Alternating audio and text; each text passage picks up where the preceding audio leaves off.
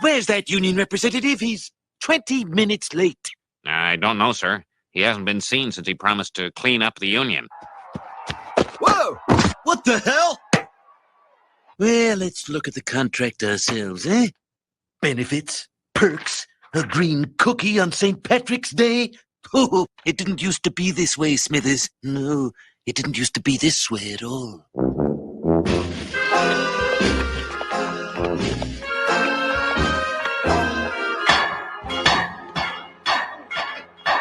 Come on, crack those atoms. You, tear out those pockets. Atoms. 1, 2, 3, 4, 6 of them. Take him away. You can't treat the working man this way. One day we'll form a union and get the fair and equitable treatment we deserve. Then we'll go too far and get corrupt and shiftless. And the Japanese will eat us alive. The Japanese? Those sandal-wearing goldfish tenders? Bosh, Flimshaw. If only we had listened to that boy instead of walling him up in the abandoned coke oven. Are you ready? 5, Oh, 4, yeah. 3, 2, 1, 0.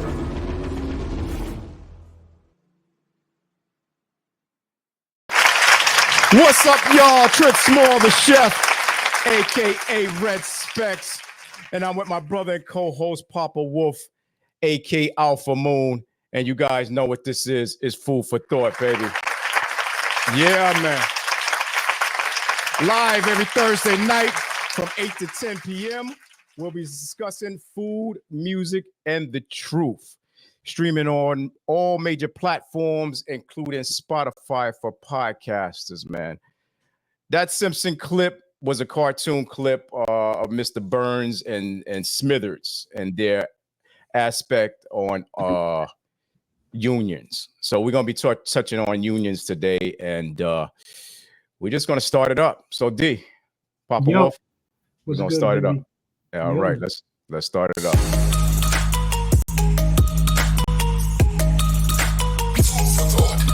A new year calls for a new kind of podcast. Live every Thursday at 8 p.m.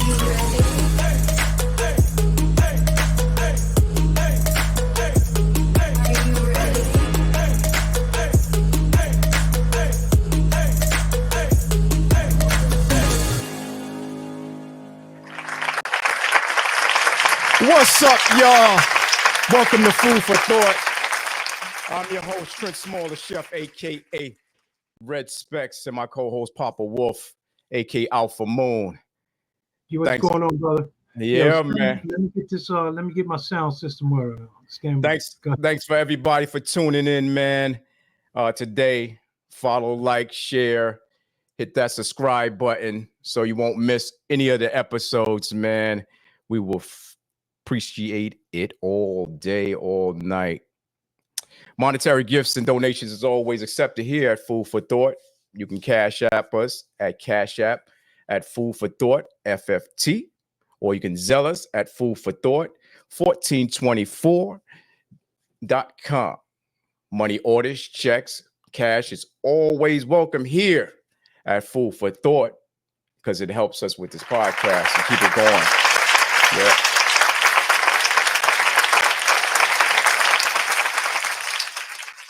Yeah, Food for Thought is still taking those video submissions, man, of all genres. So if you guys have any videos that you guys want to share, you guys can do that. And spoken word, any business ventures you guys have on video, you can send it to Food for Thought 1424 at Gmail, and make sure that it's an MP4 file so that way we can get it busy and get it going, man. Get it going.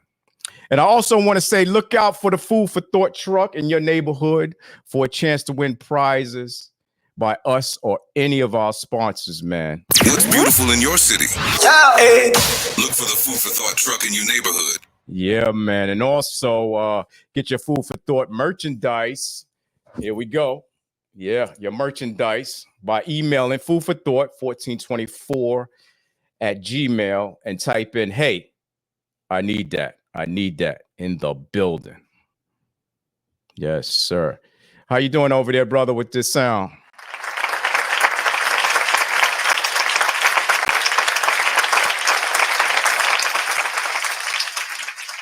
Yeah, man, we live, man. We live here, so you know, expect the unexpected, man. Yeah, man. That's all it is. How I'm sounding? You sounding good, man. You sounding good. How you doing, man? I'm good. I'm coming out of two ports here. Pause. Harlem chop cheese that up for a minute there. So, all right, I'm good. Yeah, you're good, man. Let's get a word from our sponsors real quick. Today's episode is sponsored by Dubby Energy Drinks. Dubby allows you to have faster reaction time paired with laser-sharp focus without the jitters or a crash. If you want to start winning more, this is for you. The premium energy drink Dubby. Get 10% off your entire order from Dubby when you use coupon code Food for Thought, which helps support the podcast. Yeah. Use that coupon code to get 10% off your whole stash when you buy from Dubby, man. Alpha Mo. What's good, baby? What's good, man? We've been off for a brief minute, man, and a lot of things have been going on, man, in the news and everywhere else, man. Yeah, a lot of things popping off, man. So this episode here, man, I'm really going to enjoy this one because, you know, I was and still am part of the labor movement, you know what I'm saying? Even president of union and all that. So it's all good, man. I'm really looking forward to it now. Yeah. I hear you, man. What was going on this weekend with you? First off. Yo, this weekend, what did I do this weekend? Just chilled out, watched a couple of sequels, just hung out, wifey cooked, you know what I mean? Yeah. And did I tell you I got some more pictures of the little granddaughter? No. Actually, you only sent me that one. You know, I'm trying to get some more from you. You know, you just sent me that one. I gotta send you some more, man. Yeah, bring it down, man. What's up, app? Whatever. Just send me it down, man. Check it out. For self. You know what I mean? Yeah. Definitely. Yeah. So with this union episode, we're gonna touch on both sides, man. Both sides of the picket fence, if you want to say that. You know what I'm saying, tonight. And we're gonna get into some guests that are part of the union, but also we want to know both sides because obviously you have people that don't agree with unions, and you have those that do. So we're gonna touch base on those tonight, man. Tonight, big up with that. Yeah, we definitely got to touch base on that because right now, the labor movement is really moving. You know, you see all of these incumbent presidents and stuff like that. With, you know, these big labor movements and stuff like that. So I got a lot of questions I want to ask our guests, and see what they think. So, you know what I mean? So it's gonna be good. Yeah, no problem. What we got tonight? Tonight we'll be discussing the labor movement, unions, and how they function. Right. And do we need unions or do we don't need unions? That's the big questions. That is the question. That's the question right there. We have union organizers from local 3621 EMS officers. We also have union members from local 1 security officers union and also the Teamsters union. So we star-studded, packed up, you know. I know at least 3 of them that's been in the labor movement for over 20 years. You know what I mean? So they got a lot of information that we can ask them, and hopefully everything will be good. Plus we got you. You're gonna be doing the, you know, the chefed up things and recipe, doing the cooking thing, you know what I mean? Man. And then we got, of course, you know, we got to have BK Pinky coming in the house, telling us about that news, what's going on in them streets. You know what I'm saying? Because I know he was fired up about a lot of stuff. You know what I mean? He was texting me, sending me stuff. So we're going to get into it with Pinky, man. It's going to be real. It's going to be real good. Yeah, man. What's going on with you? What you was up to this week?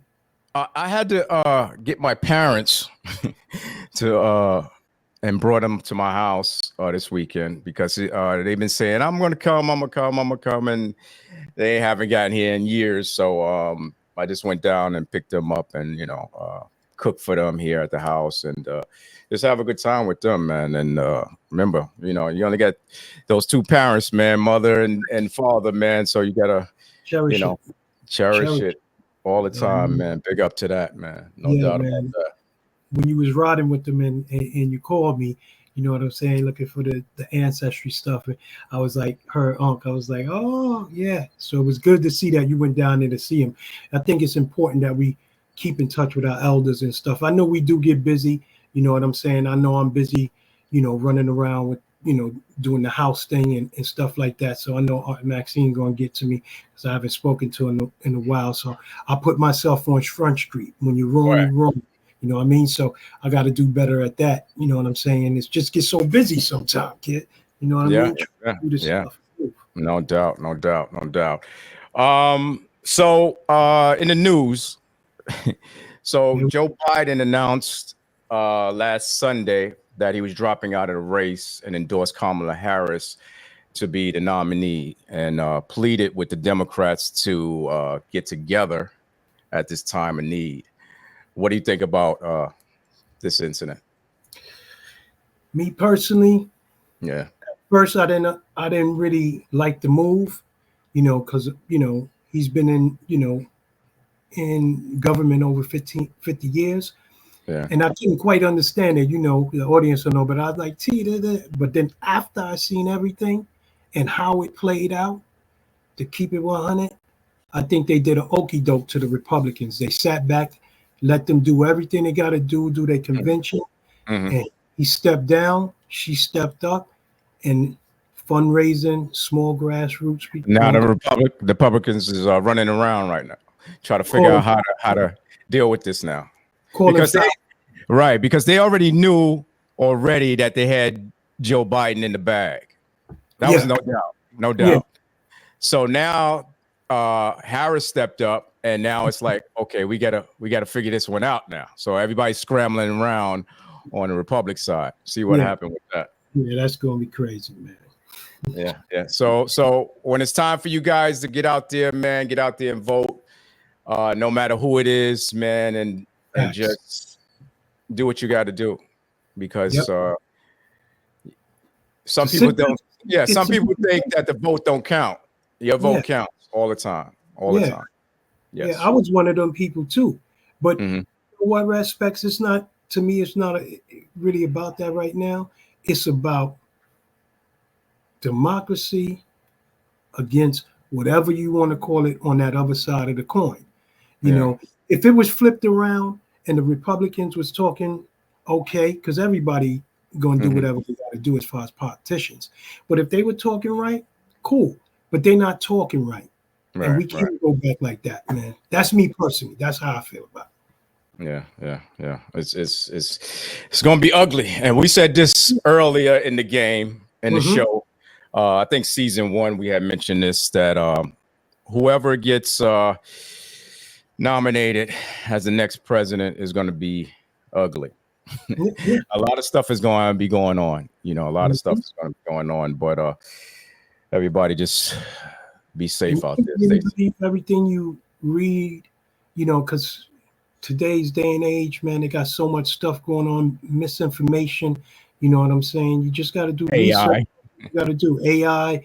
You know what I mean? You just got to do your homework, research. And I've been seeing lately a lot of AI generated stuff on the internet, and it looks like the person saying it, but then you look at it real good and you say, this is not the person. This is a fake.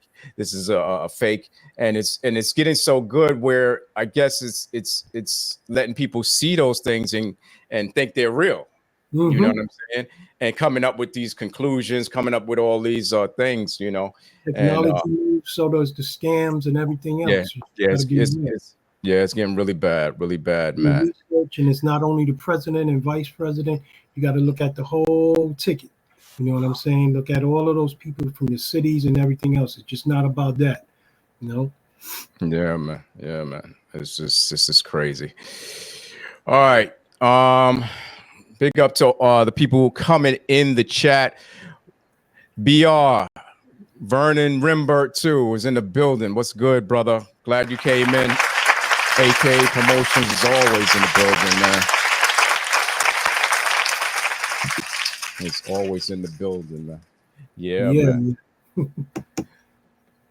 Yeah, so today I'm gonna just be making beef.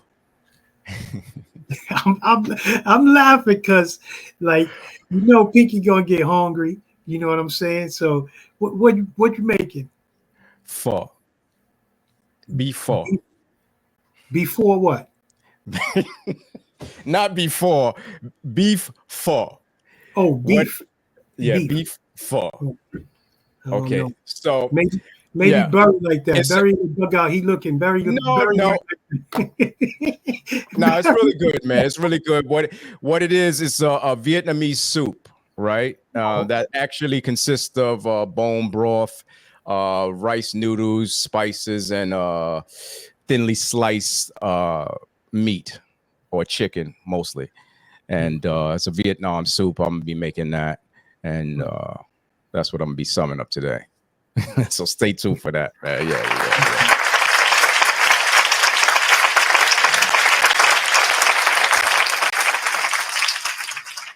Yeah, so the labor movement developed as a response to capitalism and the Industrial Revolution of the late 18th and 19th centuries. At that time, at the same time, it was socialism also.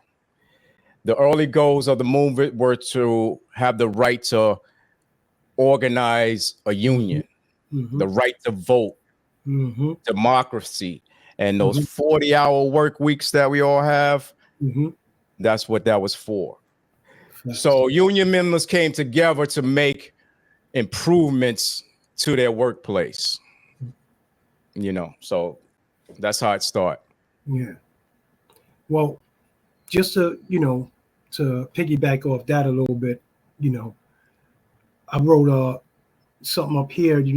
Many unions advocate for working people to keep them safer, healthier, and able to enjoy a quality of life.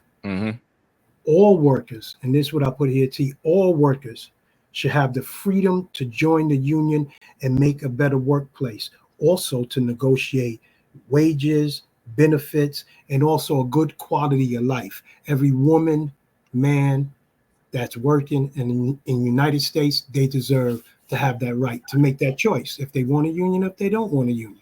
Exactly. I big up with that one. Yeah, man. And the results is to have a union contract, okay, which provides all of what Alpha Moon just said and more. But unfortunately, not everybody agrees with unions. That's the whole thing. Unfortunately, some say the drawbacks of the labor movement includes less autonomy, workplace tensions, and slower advancements, if any, in the company. So this is part of the union movement. So we're going to get into it, man. We're going to get into it.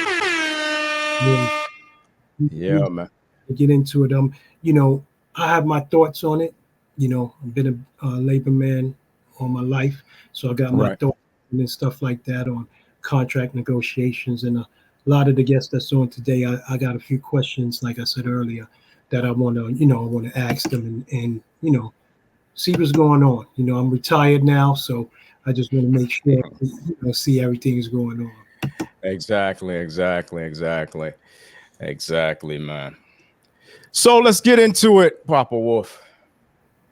Tonight's guest is a paramedic for New York City Fire Department. He is also the vice president of Local 3621 EMS Officers Union. He is the author of a book, Riding the Lightning, a year in the life of a New York City paramedic. Let's welcome to the show, Anthony Almajaro. What's up, man? How you doing? I'm good, man. How you doing? Good to see you. Yeah, man. I'm yeah, good, man. man. Thank you guys for having me on. I appreciate it. It's a pleasure to be here tonight. Yeah, And man. there's a lot to talk about. There's a lot to Oh, discuss. yeah. I like the lead-in of All right. let's talk about the labor movement. All right. Yeah. Hold It is a on. movement. Yeah, That's hold right. on. Okay. Also, we have from Local One Security Union, Mark Berry is in the building. What's up, Mark? Good. What's good, fellas? Everything good? Yeah, man. You sounded good, looking good, man. Last time I seen you, man, was eons. Yeah, Eons. long time. A long Good to see time. you. Everybody Yeah. looking good.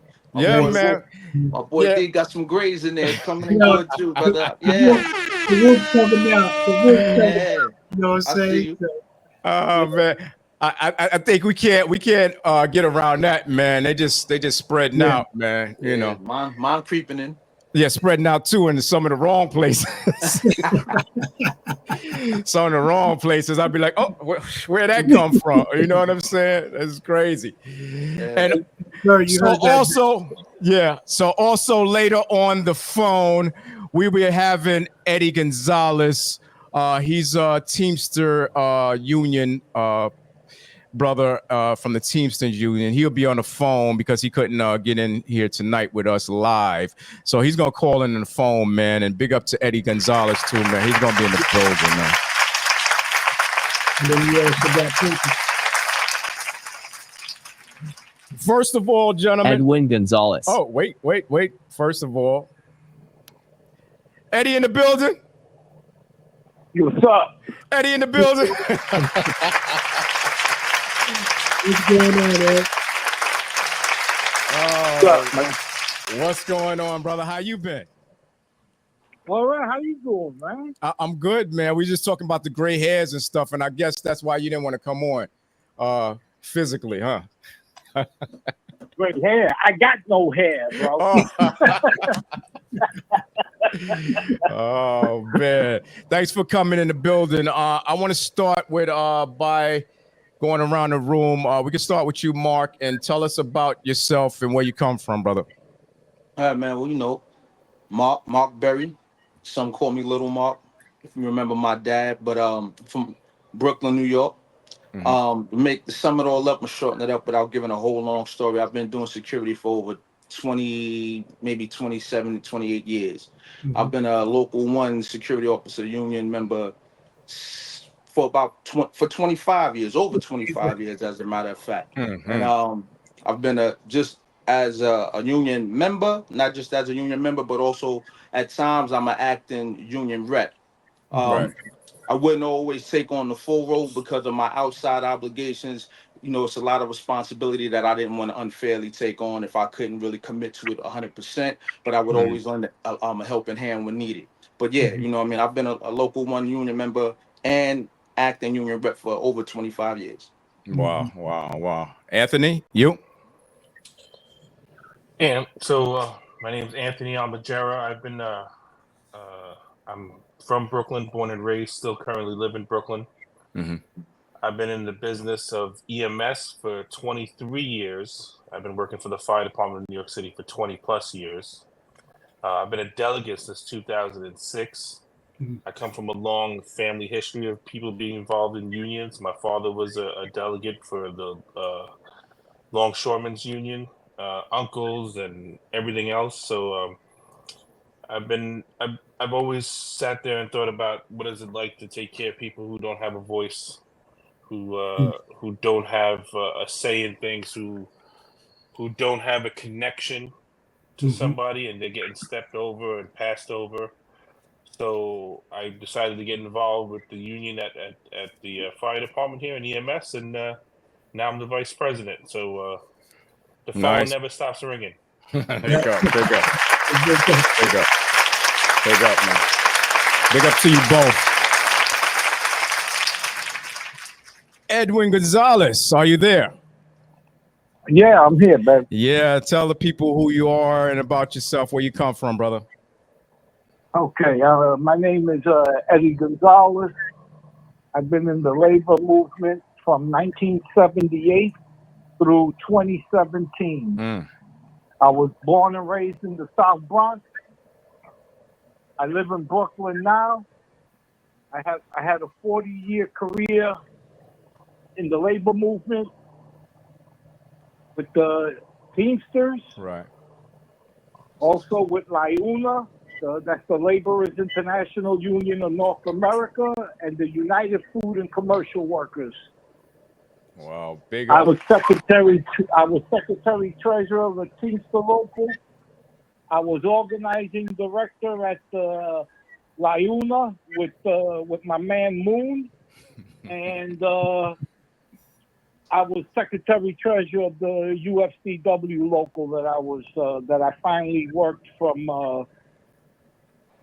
98 through 2017, which is then I retired. Nice. Big up, big up, big up. Big up.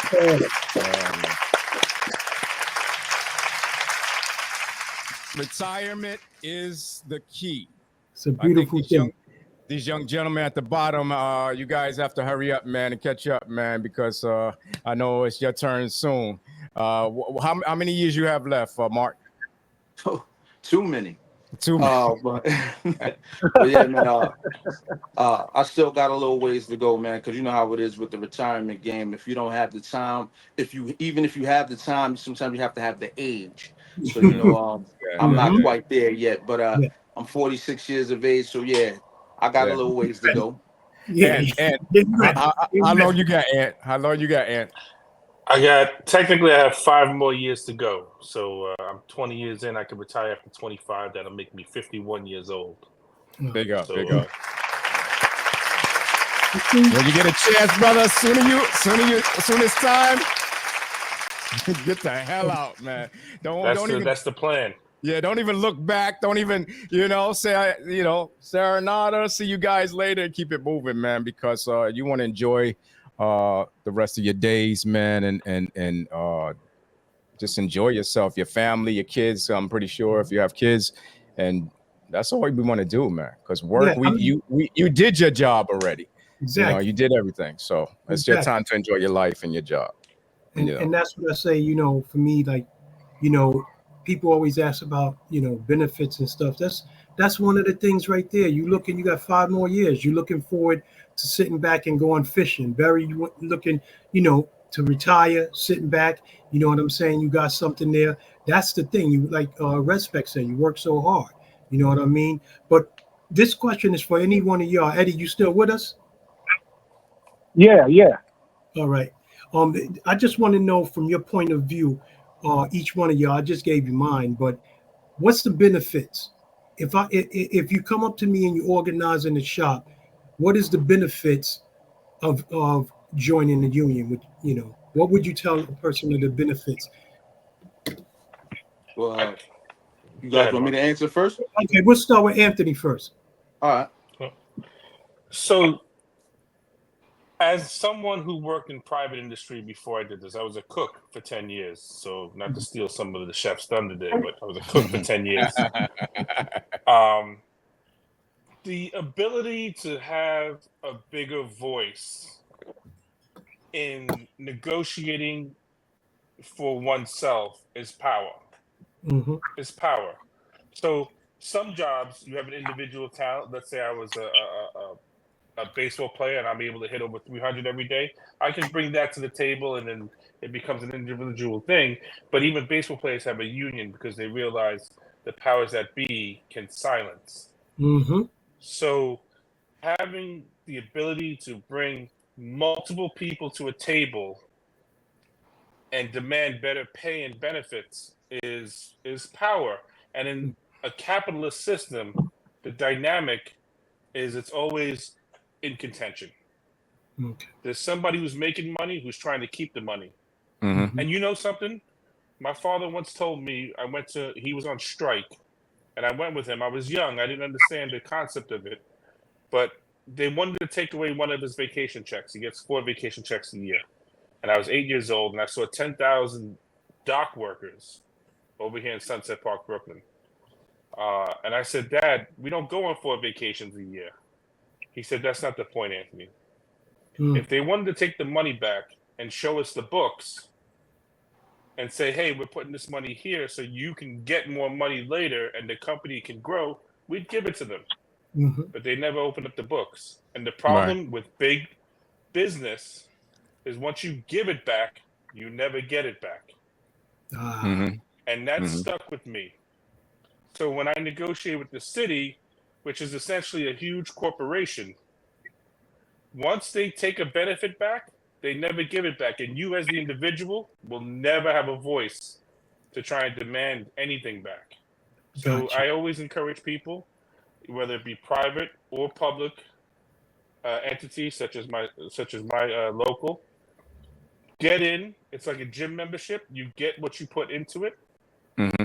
You know, if you never go, you don't grow. So when people come, they need to get involved. They need to advocate what they have. You may have the cure for cancer, but I'll never know because you never come to a union meeting to tell me.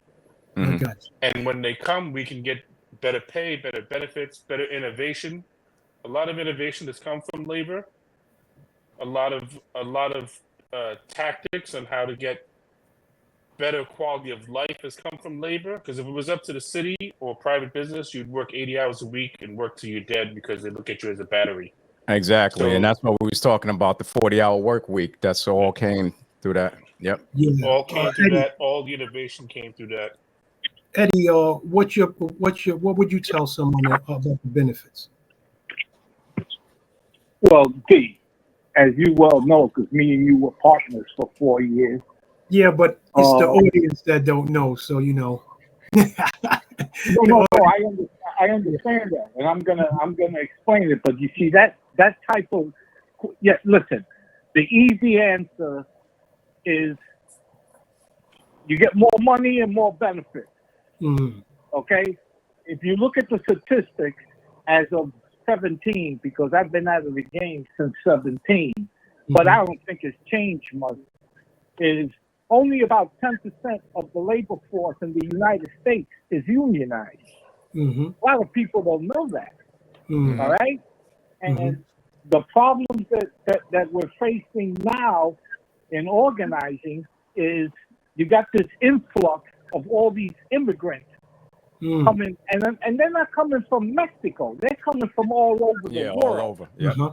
China, everywhere. And if they get here and they get a job and they're making $250, $300 a week, which is nothing, they're happy with that. And they don't want nobody to disturb that. And that's the problem that unions have in trying to convince these people who come from places that had nothing. They think they're rich, all right, and they don't realize that they're getting screwed. Yep. Very. Now the second part is what the other gentleman just said. Okay, which was what I was going to say, is when you get a union, you become in a level playing field with your employer when it comes to the terms and conditions of your employment. Okay, when you work in a non-union shop, the boss could say, you got 3 weeks vacation, and in 6 months we're doing bad, we can't do it, we're taking it away, taking away 2 sick days, we can't afford it. With a union and a union contract, that's guaranteed. He can't come in and say, oh, well, we're going to take away. No. It's in the contract. You signed it. You got to live with it. That's it. So, see you in 3 years. And once every 3 years, you're able to sit in the table across from your employer, okay, at a level playing field where you have a voice. The problem is that a lot of people that work today have no voice. They have no say in their terms and their conditions of employment. And that's the problem. Somebody before, I don't know which one of these gentlemen before said, you work 80 hours and they kill you. He's 100% correct. Mark, what you think about the question? Well, I mean, they pretty much summed up everything I would have said, but there is something I would add to that. For a lot of people that's probably getting jobs, or especially for younger people who's just getting into the work field and not understanding exactly the purpose in having a union or the importance of having a union. When you take a job that doesn't have a union, you're known as an at-will worker. Mm. And the at-will worker is exactly what it sounds like. You're at the will of your 100%. employer. Mm-hmm. You see what I mean? So like I believe Edwin he just said it just a second ago. We can give you something now. Well, make it simple as this. I don't like the way you comb your hair. So you know what? There you go. I don't want you working here, and I can get rid of you. I don't like what colored socks you wear. So I don't want you working here. And they can they don't care how well you do your job or whatever the case is. If they have an issue or make a decision to do something, they can up and do it without even having to consult it, whether it's going to benefit you or not. Right. And also what it does is it helps or it prevents them from abusing authority. You see what I mean? That's really my purpose, or my sole reason for thinking that a union is absolutely necessary. It keeps people from it keeps your employer from abusing their authority. Yeah, like but Edwin said, you have some people. I don't want to be devil's advocate here, but the misconception about unions. A lot of people have misconceptions about unions, and some say that when they join a union, they don't have a voice. You know what I'm saying? Like once say it's a contract, you guys negotiate a contract, and not everybody agrees with this contract. So I may feel myself that, listen, I ain't have no voice in that. I didn't want it that way. This is how the union got it. I don't want that. You have people like that. Well, yeah. Go ahead. No, go ahead, Barry. Well, what I would say to something like that is, as far as I know, any union I've ever been involved in, they always try to present something for everyone to bring to the table. Gotta be radical. If you're going, before you vote on anything or before they negotiate anything, they have to speak to the men to find out what it is they need. Now, of course, you cannot please everybody. And that's what it is. You cannot please everybody, but it should be able to benefit everybody to some degree, no matter what. Everybody should be able to walk away with a better situation. Yeah, walk away with something. Yeah. Right. And let me say Listen, something. Can I jump in for a minute? Yeah. Yeah. Listen, in my career of 40 years, I must have negotiated 1,000 contracts. I was always in the private sector. Okay, so I can't speak on cities and counties because I wasn't in the public sector. But we have what we call proposal meetings. Before we go sit down with the boss, we have a meeting with the whole company, all the workers, and we take proposals from the people. What do you want? And the majority rules as far as what we're going to present to the company. Then we have the people pick a committee of their own workers to come in with the union. See, I'm not going in there talking to the boss without the committee there with me. Right. You understand? That's what gives the people the voice. Now, to say very quickly, to say the opposite when you say why do people want or need a union? Why doesn't a company want a union?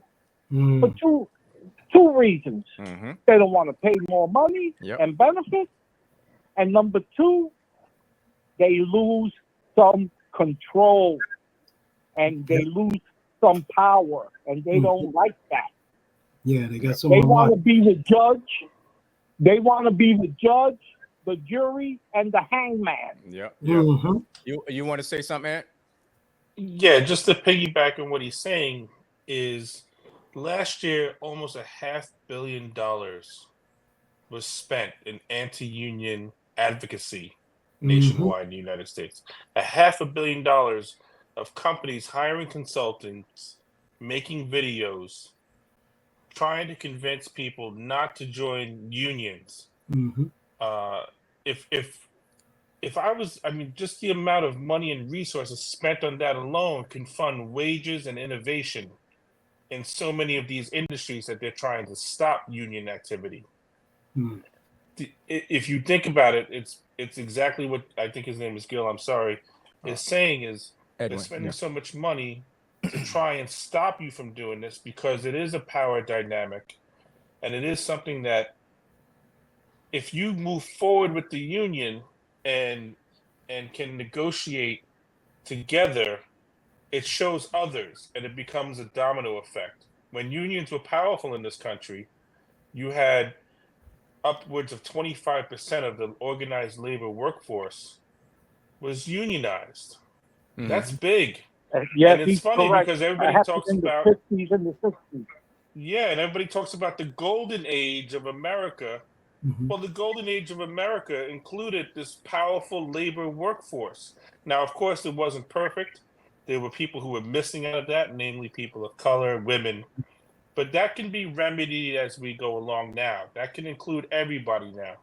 So you have this workforce, you have this work movement, and in the public sector, which is what I'm in, it's the same. It's the same method. You get a committee, you get ideas, you get as many of those ideas that are feasible together. You go in with that elected board and negotiate with the boss, which is the mayor's office, OLR. Yeah. So you try and get all and extract as much as you can, not everything all the time, especially in EMS, which I can talk specifically on, with $30,000 behind the other 911 workforces. We have been treated disparate treatment since our inception. We For a have long time. for a long time. We have this big federal EEOC lawsuit because when you look at the jobs, we're doing the same job. The only difference in EMS, and this is going to circle back to how I said not everybody was included in the labor movement, including the city's labor movement. Mhm. When you look at EMS, the only difference between my 911 service and the other 911 services is I'm 60% minority, I'm 40% female.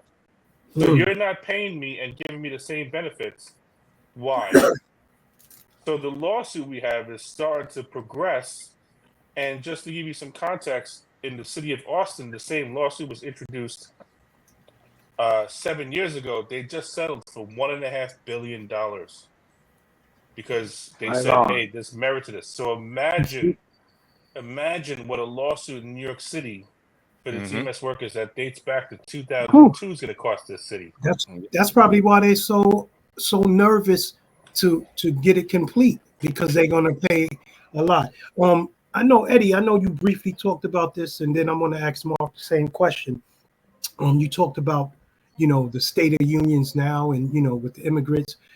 So I got a two-part question. One is this: do any of you guys notice, can tell our audience about this document when they're in the union, or I don't want, tell them the doc, if you familiar with this document, and also where do you think the state of the unions are going at now?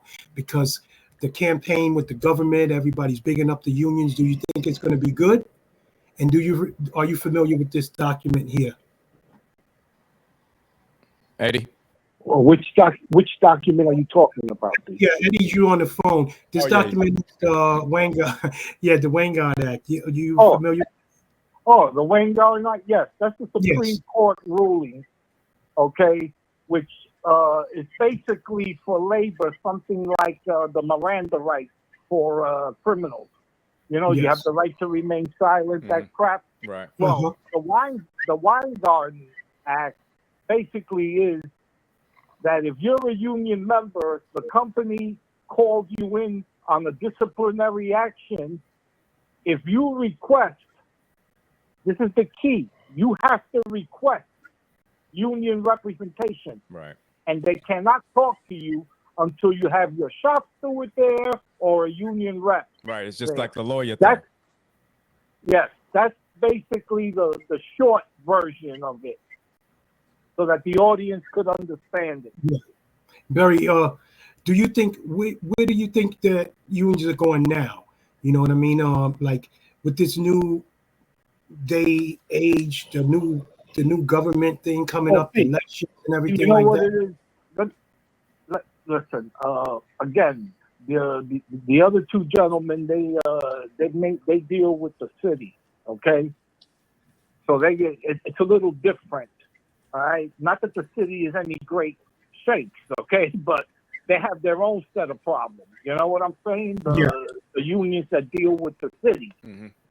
But on the private sector, if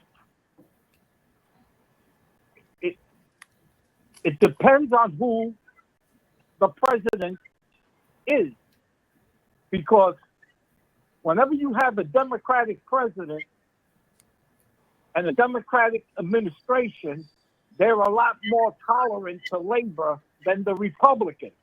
Mm. Okay? Mm-hmm.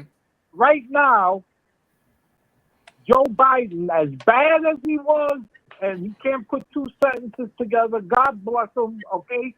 The man is, he's up there in age. But let me tell you something. In my lifetime, he's been the greatest friend to labor as a president than any other president that I've seen. And I've seen the president from Kennedy up till now. Joe Biden has been the best with labor. Okay. He supports labor, and he even walked a picket line as president last year with the United Auto Workers. Him and Kamala Harris both were on the picket line. Can you imagine that? A city president and vice president on a picket line with workers. Yeah. You don't see that. You don't see that. Bishop, you got something? Yeah. So do you think unionizing can lead to higher labor costs, which can make the workplace less competitive with each other, and then the employer may also pass these costs to the consumers, and they're going to raise prices on goods and services? So that's part of it too. Yeah, Anthony. Being on the other side. So I'd like to touch on that. Maybe I'd be more in line with seeing that Venn diagram if it wasn't runaway corporate profits at the moment. Mm-hmm. You have companies making obscene amount of monies, and what they've done is passed on the runaway quote unquote inflation is not because the cost of goods have gone up. Wages have been stagnant over the last 10 years, right? With certain spikes like the man mentioned about UAW workers, but wages have been stagnant. So it's not like they're paying me more money, then all of a sudden I have more money to throw into the field here. It's that corporations have figured out loopholes to sit here and charge as much as they can for their product and get away with it. So I don't think that the system is set up to that if I start making some more money, because if that was the case, you would have had runaway inflation for years, right? Especially during the 50s and 60s, when inflation was quite low. You had stagflation in the 70s. One of the things about the labor movement nowadays is when they've decided to deindustrialize America and fracture the supply chain where you don't have everything centralized in one location, you created these jobs that were at one time deemed as like starter jobs or beginning jobs, the fast food worker, the coffee shop guy. But now that's what you've left us. And so people have been sitting there saying, well, if this is what I have, then I have to organize to get ahead in this. These are the new factories. So the Starbucks movement, if you see it as it's starting to go around, and I'm inspired by it because Starbucks is charging $11 a coffee. There's no way it costs them $11 a coffee because of organized labor. They're just starting to get on the table there with that. So the more this happens, the more it helps me in the public sector. Because the one thing I can't do, which is the most power a union has, is withhold my labor. I'm bound by something called the Taylor Law. Because of that's the crazy thing. My job is so important that they say I can't strike. But then they don't want to pay me the benefits and monies that my job deserves. So I'm bound in this kind of death dance with the city saying, hey, You got to pay me, otherwise. So you know what's happening now in my service, specifically in EMS? Real quick. 75% of my workforce has less than 5 years experience. According to the fire department, I'm losing 10 to 15 people a week. So I can't strike. So what's happening is the people are saying I'm leaving. And they're leaving in droves. And this has such a negative impact on the public. So Mark. Yeah. Mark, what you think? Well, I mean, as far as like if we're speaking on where I think the unions are going, that's what we're still speaking on. Where we're like going. Look, at this point, I think Do you think everywhere they're getting stronger? Do you think they're going to get weaker? Like, what is your, No, I don't. I certainly don't see it getting weaker. Like Anthony just said, even Starbucks steps in to make sure there's a union. And you know what I mean? For some of these jobs that we think are simple jobs, the job that we probably would have taken when we were kids, they're all that's left now. And now these are the jobs that people are actually able to make a living off of. You know, Starbucks throws you a pretty decent benefit package, man. You know what I mean? And you know, you probably wouldn't have got that without a union. So no, I wouldn't say that it's getting any weaker. I think I wouldn't. I don't know if we could even say it's getting stronger. I would just say that it's starting to spread a little bit more. It's starting to be more knowledgeable. People are starting to be a little bit more open to wanting to be involved in the union. You know, I've been working since I'm sorry. I've been working since I was about 15 years old. I've never had a week where I didn't receive a paycheck. You know what I mean? And since I was 15, 16, we weren't in unions. You know, I wasn't in the union, but if you reached a certain age, you can be inside the union. And that union sounded like it was some type of secret society. Like, you know what I mean? You wanted to be in the union. It's something. Pay your dues. Man, it does something for you. Like, you know what I mean? So as long as I've been in the working field, a union was always necessary. So I wouldn't say that it's getting weak. I think it's always going to be strong. Very good. Very big up.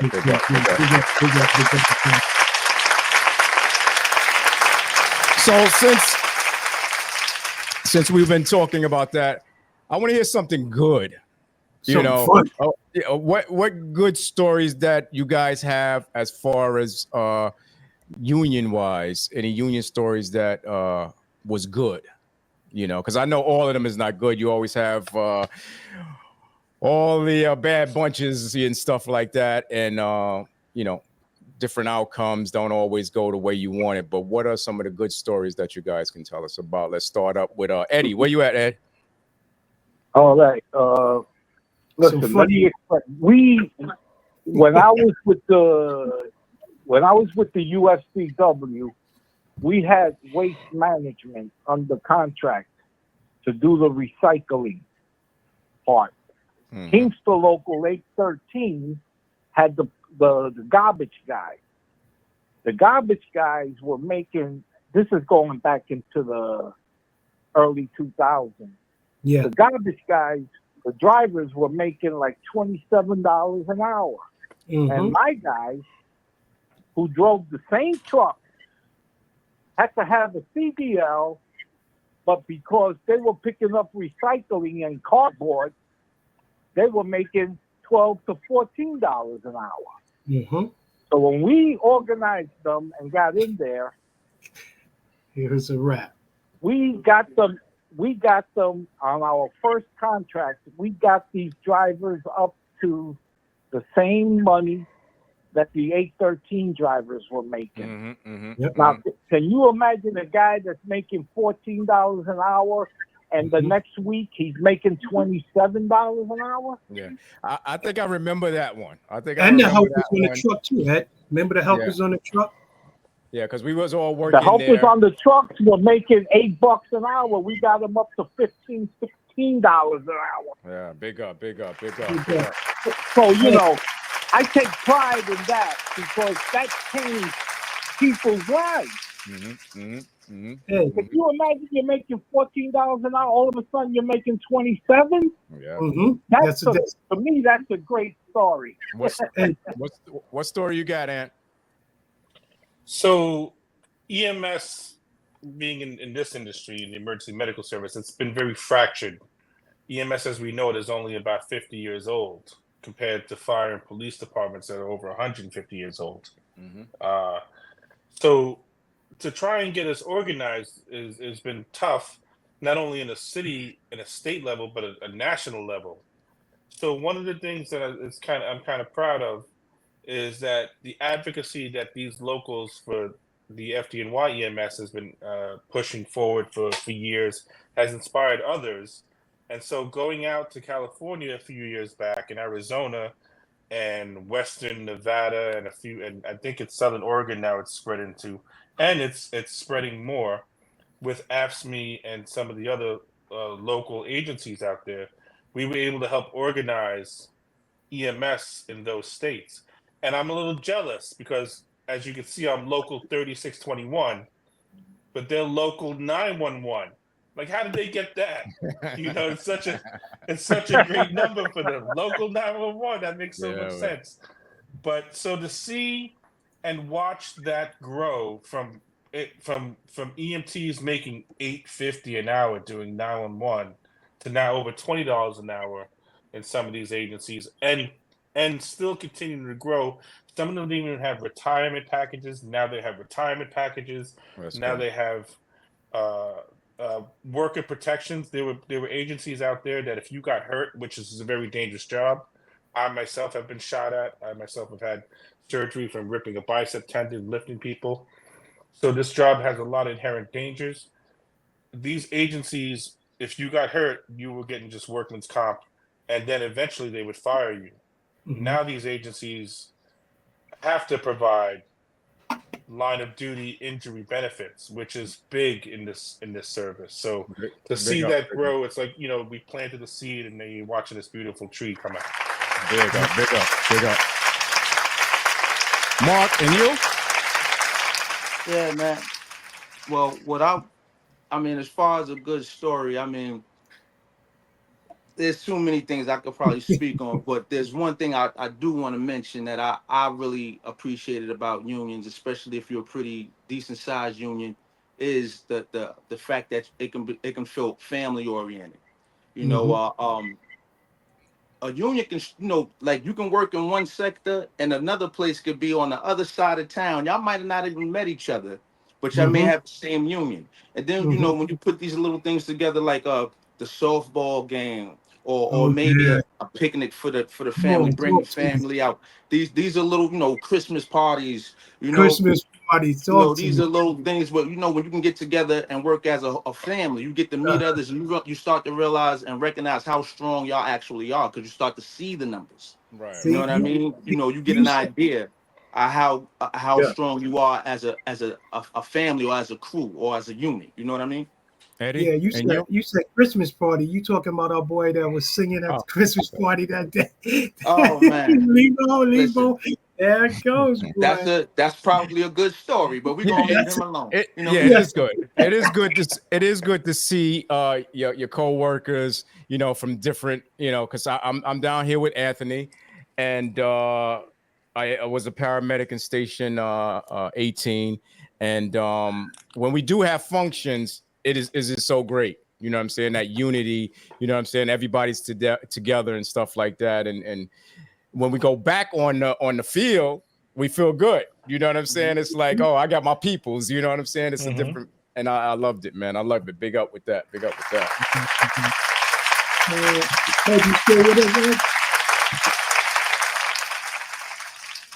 If I just want to add something to Mark. Somebody asked me the other day what I will miss when I finally leave the service. And I said, I'm going to miss the union meeting.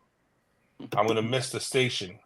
I'm not going to miss the employer, you know, but I'm going to miss, you know, when you go to the union meeting and you sit there and you're catching up with people, and then you go to the union function, or you go to the station function, like Trey was saying. I'm going to miss that. Yeah, man. I'm going to miss that a lot. Yeah. You got a last question before we go to this food video, D? Yeah, I might have to let him wait for it, because I worked with Barry, so he being modest with it. I'm trying to get them to tell the stories, but he done negotiated contracts with me. We walked the picket line together overnight. And Eddie definitely, we gonna get to it after the thing, because they gotta tell those funny stories, man. You know, they gotta tell those stories. So we gonna open up and let go. We family here. We union brothers. We can let it go. Just have fun. All right. So we're going to get into this quick food video. We're going to come back with our guests from the local unions. Stand by. Let's go. We're going to experience the magic of one of the greatest noodle soups in the world. This is an easy recipe to follow. It's a traditional Vietnamese pho. Pho is a soup that's everything. It's light yet flavorful.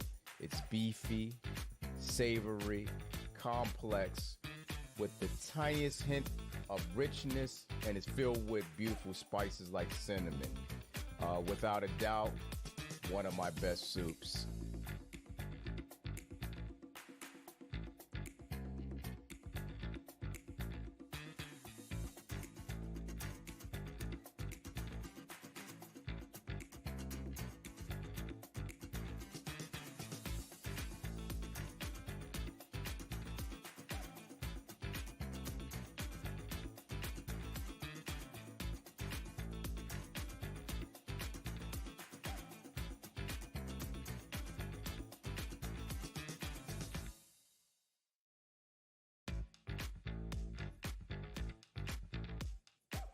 Some make this dish with beef bone and meat, but for the sake of this show, I'm gonna have to show you that later. I like to use beef tenderloin for my raw beef slices.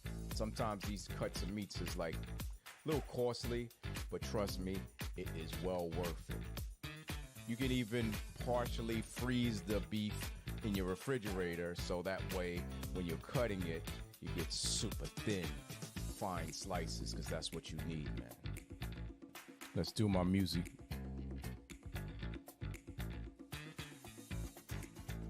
Let's do the movie magic, man. Cut these down real thin, real thin.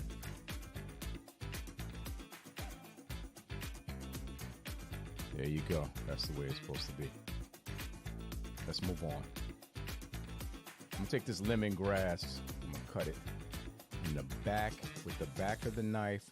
You're gonna chop it like that. You wanna get those flavors going on in this lemongrass. Release all the flavors. 1/4 beef stock, unsalted, in a stock pot. With all our aromatics.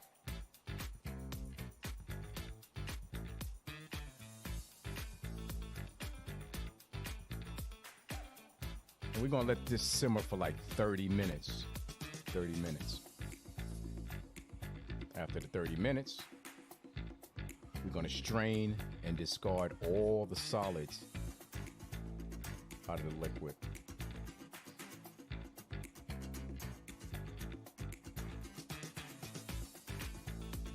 Let's pour this right in here.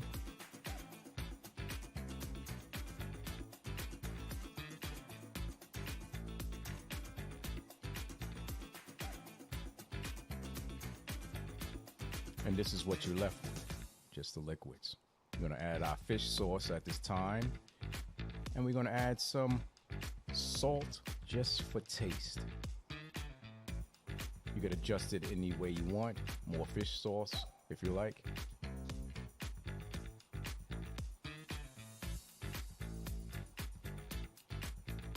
I'll take our rice noodles. We're gonna soak these for like 15-20 minutes. Let them get a little soft.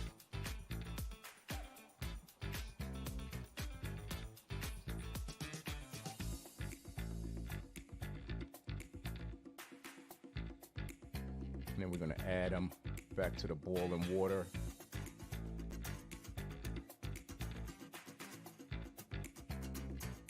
In 10 or 15 seconds, that's done.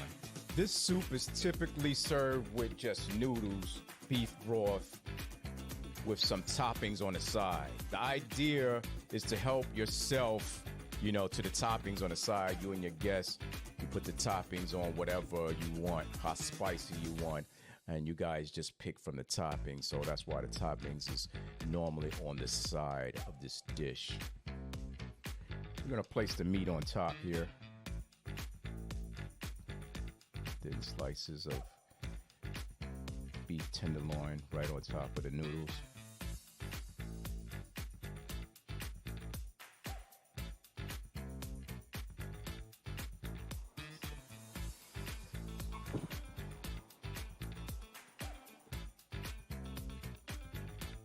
I'm gonna place our bean sprouts on the side over here. You just dress up the dish now. Now we're dressing up. We're gonna ladle some of this boiling broth. Make sure it's boiling because as soon as it hits the meat, it's gonna start cooking the meat. Cooks the beef in moments. So make sure it's pretty hot and boiling when it goes onto this meat.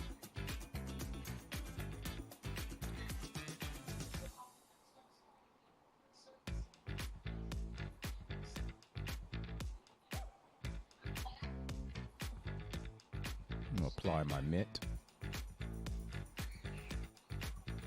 along with my shallots, jalapenos,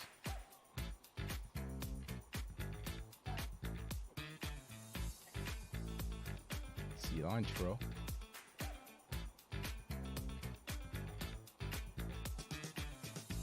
let's dress it with this Thai chili peppers here at the top.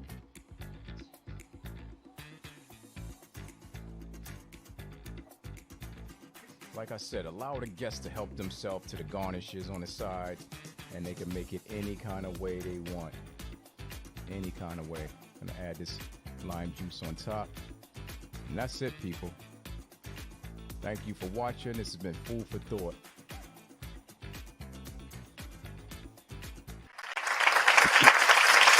Welcome back, welcome back, welcome back. Trent Smaller Chef, we here with our guests today, union members, man, and we're just talking about unions. Do we need them? Are they necessary? And we're just gonna get back into the question. And welcome back, fellas. Welcome back. Welcome back.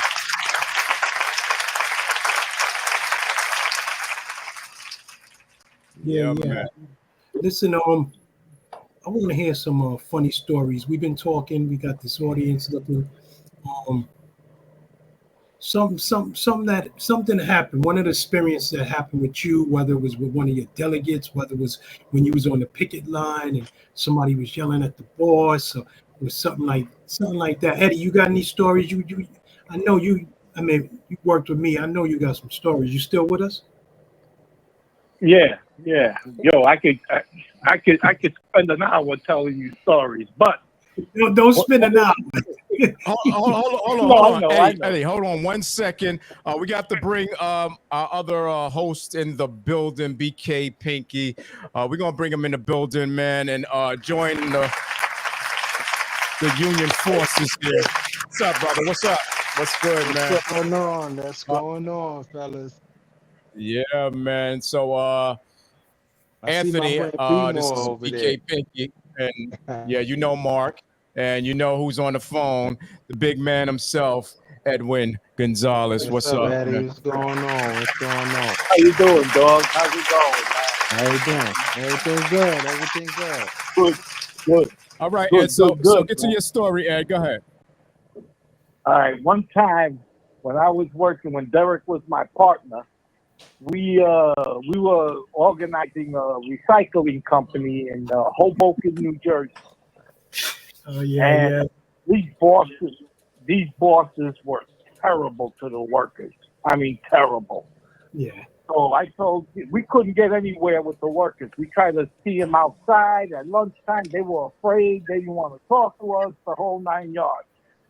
So I told Dee, I said, listen, man, drop your dreads and go in there and look for a job.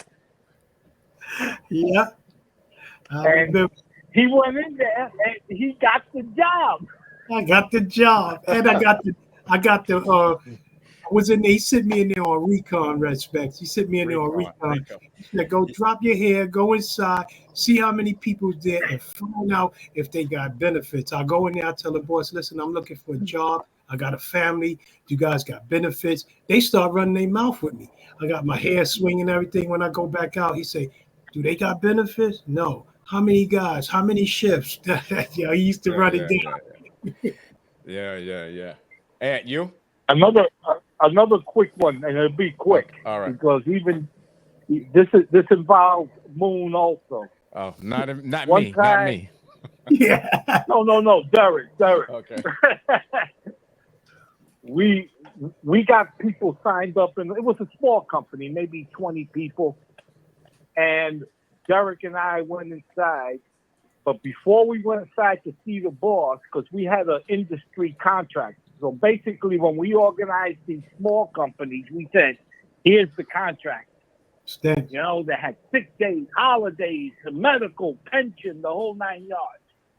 So I told Derek, listen, when we go in there, you give this guy the Harlem look. Okay? Don't The Harlem say a look. word. Yeah. Yo. Oh, no. What that mean? What that mean? No. It's like Oh, this. he'll It's like tell this. you. I was just looking at him like this. That's the Harlem look. And he's still laughing now. Let me tell you something. That was the funny. I'm sitting down with the guy. Okay, here's the contract. This is how much you got to pay this guy. This is the holiday. And the guy's looking at the contract, but one eye is looking at Derek. And he's whispering to me, yo, why is he staring at me? Why? I said, don't pay attention to him. This is the contract. I want you to sign it. Yeah, but why is he staring at me? He's not going to bother you. Just sign the contract. The guy signed the contract just to get Derek out of there. We got the contract. That was the main thing, Respect. We got the contract. He got the contract. That's crazy. But I just want to get back into basics. And I know you have a book out. Can you tell the people what this book about? So the book is a memoir. I had an idea for a book about my personal life and weaving in what we do as a career at EMS years ago. And I started writing down stories, and I started writing down stories of my personal life growing up here in Brooklyn. And what I wanted to do was not only tell where I'm from and what I went through, but also how similar we are to each other and how we kind of found ourselves in this line of work.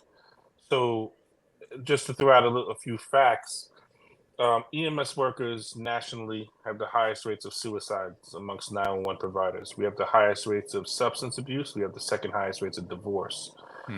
We come to this job from such crazy similar backgrounds that encompass those stats. I'm a child of divorce. My brother was shot and killed. I've had drugs and alcohol in my family. And what I noticed was I was working with people on the truck who, when I would sit there, you know, the ambulance cab is a confessional, man. You're separated by 2 feet. Yes, it is. It is. That's it. So, you know, you're sitting there 8, 12 hours, 16 hours, and you're like, if you kind of like the person next to you, You tell your start partner talking. everything. Yeah, man. Yeah, and they become your priest. You know, we always have this term, my work wife, my work husband, my work bestie, you know, whatever it is you're sitting there having these deep conversations, and the work you do is so traumatic and dramatic that you start to try and relate to it somehow. So what I noticed was all these people I was working with all came from these similar backgrounds in me. I was like, man, what's the connection there? So I started to write those stories, and I sat there with them for a while. And I didn't have a binder. I didn't have something that can drive the story. And what happened was the pandemic. We never saw anything like that. Yeah. You know, that if was you're it. if you're on a busy truck in a busy neighborhood, maybe you do 3, 4 cardiac arrests a week. I was doing 10, 13 a day. Yeah. You know, so what I thought, because we were all doing, you know, the dance to try and cope with all these issues we had and all the issues we see on the job. And we thought we could make it. We weren't making it. We're not doing well. We never were really psychologically because we're so underinvested in mental health.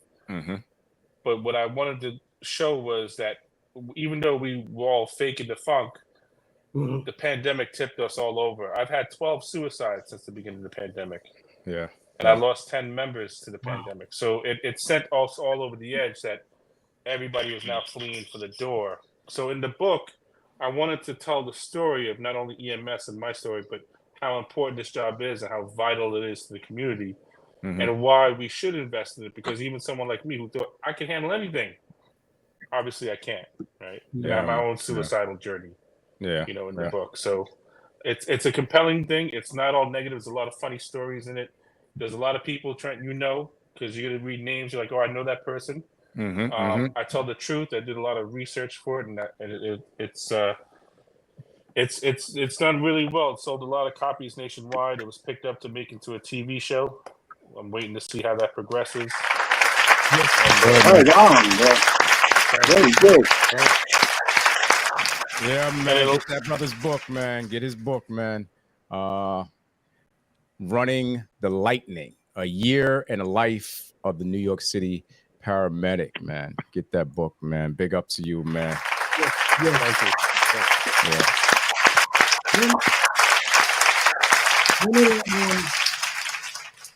One of the questions I want to ask, any one of you gentlemen can answer it, even Pinky. Pinky's been in the union. He's been on the negotiation side with us and stuff like that at the medical center. But I want to know, can a lot of people ask this when you go up and you give them the pledge cards and all of that stuff? They say they don't want to join the union because they get fired. They could get fired. I know you guys probably experienced that too. Can a person get fired for joining a union? Any one of you gentlemen? No, not to my knowledge. No, I've never seen or experienced that. But that's what they would call like a form of intimidation or some sort of like a form of union busting. Like, you know what I mean? But to be fired for wanting to exercise a right or request something, that shows you why you needed a union. Only thing I would probably say that will put a target on your back. I say because these people don't want a union. They don't want that. So for you trying to, that's about it, to put a target on your back, or they'll try to write you up for any subordination. It could be like Mark said earlier, it could be your hair, or it could be so they're using intimidation tactics, stuff like that. Intimidation tactics. That's all that is. I never heard. But I would say, you were going to say something, Anthony? I'm sorry. Well, no, I could say it after you. Okay. Like, well, what I was going to say was one thing that employees have to take into consideration, and it's a very, very important. It's imperative you know this. Listen up. Just because you have a union, it doesn't mean that you get out of jail for free. You got to do your job. Say that again. You know what I'm saying? You have to do your job. So, like, what Pinky is speaking on as far as being written up or unjustly or being targeted, it's hard for them to target or write you up when you do your job. When you're doing the right thing, yeah. That's it. That's it. Tell them that all the time. But when we were organizing, I'm sorry, I don't want to talk over it. No, go ahead. Go ahead. When we were organizing people to form EMS unions, what the employers were doing was cutting their hours and saying, "See, this is what's going to have to happen if you join a union." They were taking full-time employees and making them down to 35 hours, 33 hours, which disables whatever benefits they were offering, like medical, etc. Yeah. So what they'll do is they'll try and weaken. It is illegal. So, but they'll try and intimidate you that way because they think you don't know. Yeah, better. you don't know. You know. Right. And to piggyback on what Mark was saying, I tell people all the time, as a union, as a shop steward, my job is not to get you out of trouble when you don't do your job. My job is to make sure your rights are violated as they go through the process of determining what you did wrong. Right? That's a big part of my job. I always tell people, do the job. I never say don't do the job. I just say you're not paid fairly and compensated properly for the job you do. That's the fight. And what?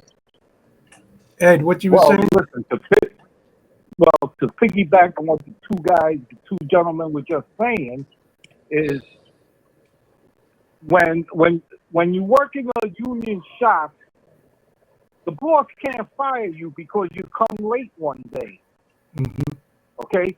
We had in our contract what we call progressive discipline, which means if a guy is a habitual offender, let's say he's late all the time, well, you got to warn the guy.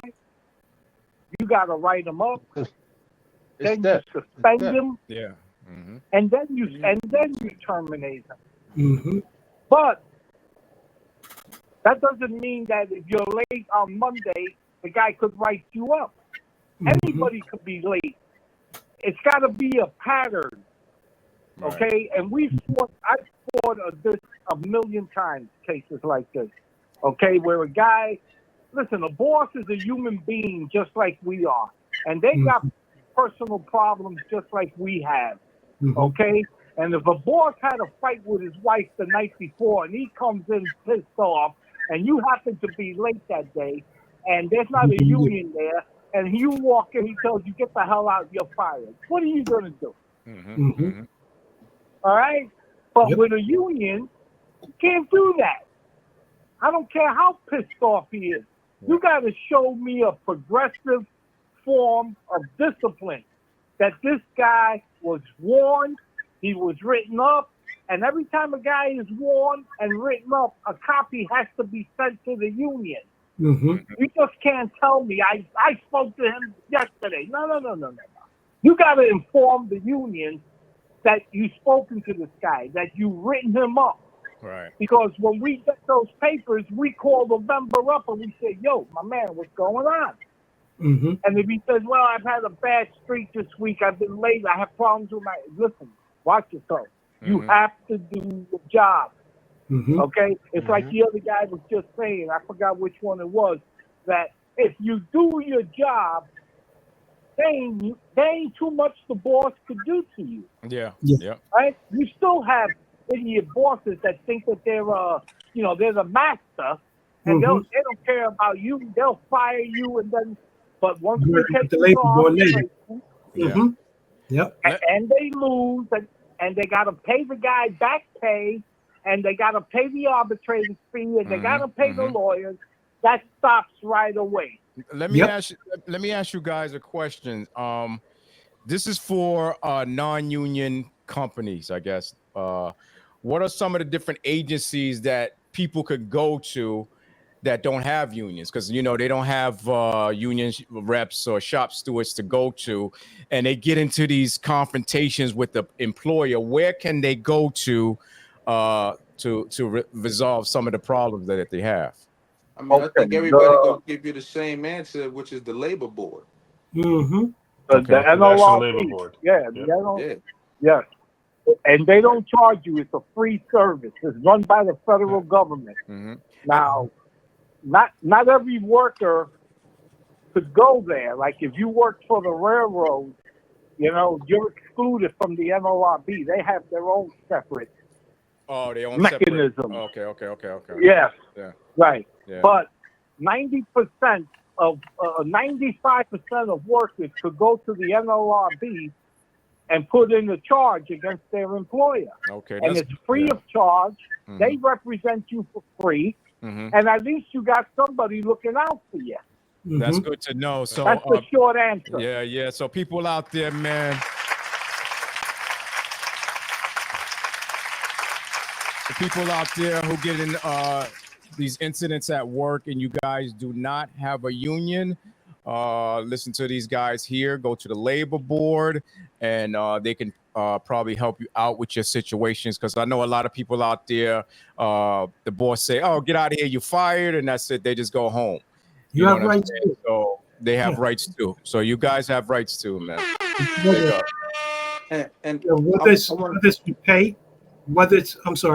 Whether it's a pay issue, they have a separate entity for that, the wage and hour division. So, allowing a lot of people get, stuck with their hours and losing money, and bosses playing games. So I just want overtime pay. Mark, you was gonna say something? Yeah, something that I wanted to touch on that Pinky also introduced, to give y'all a better example of like worrying about being targeted or being unjustly written up. and also to speak on having unity when you got a family of a union.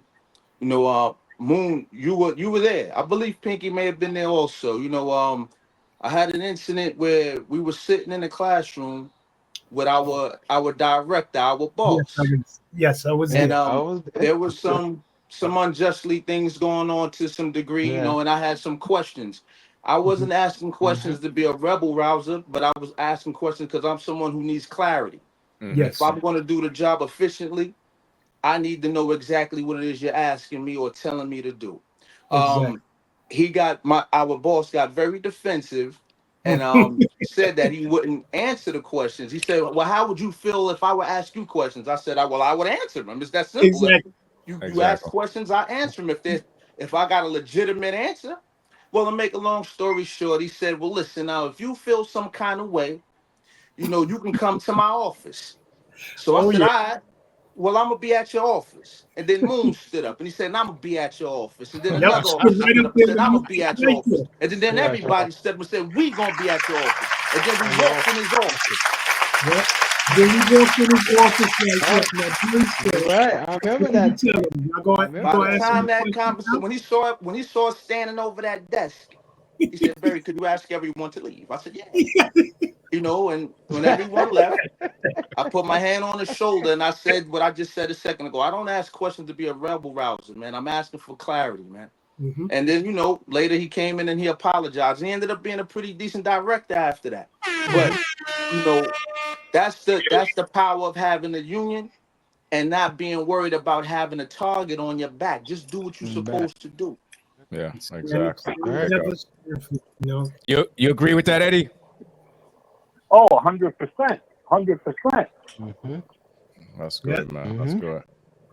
We've been in a lot of situations. I'm sure a lot of y'all union organizers doing contracts, stuff like that. So we've been there. Now if a person you organize in a shop and someone comes up to you and say, "Listen, I'm interested in being in the union, but how long does it take for me to be part of the union? How long typically does it take for a person to become a union member?" Anyone can. Well, in the private sector, you could be in the youth the minute that we get a contract. Everybody that's working there is in the union. Okay. Basically, you're in the union if we have an election that's run by the NLRB, because that's also one of their functions. If we get enough pledge cards signed, we could petition for an election. And the NLRB handles the election. Once we win the election, and then 7 days later we're certified, there's a 7-day waiting period.